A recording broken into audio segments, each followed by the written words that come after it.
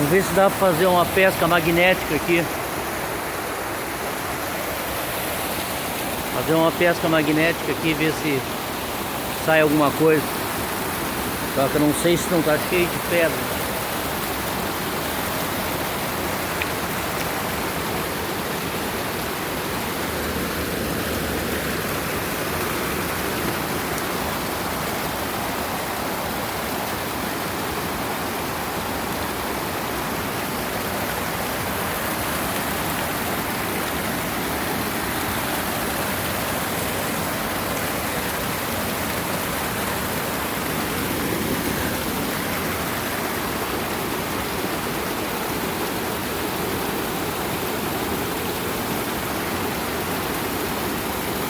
Sem cruzeiros de 1992.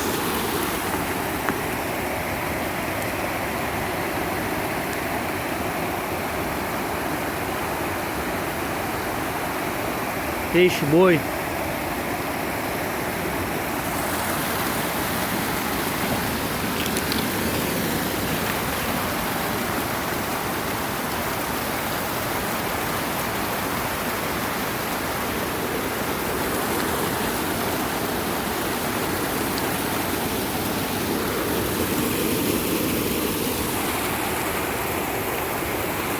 Olha aí, rapaz.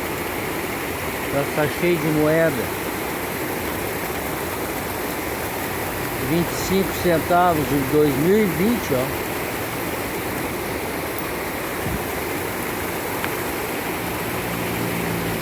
Pedrinha com ferro.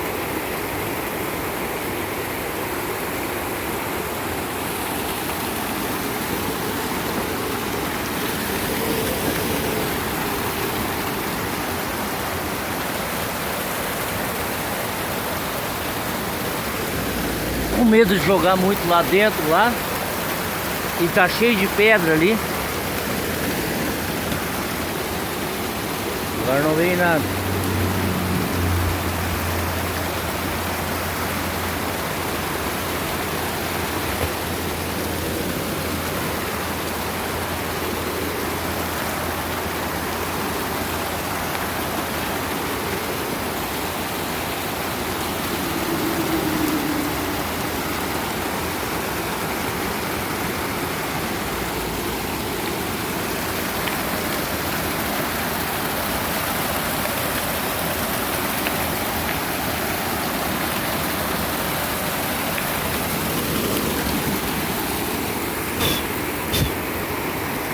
Nada.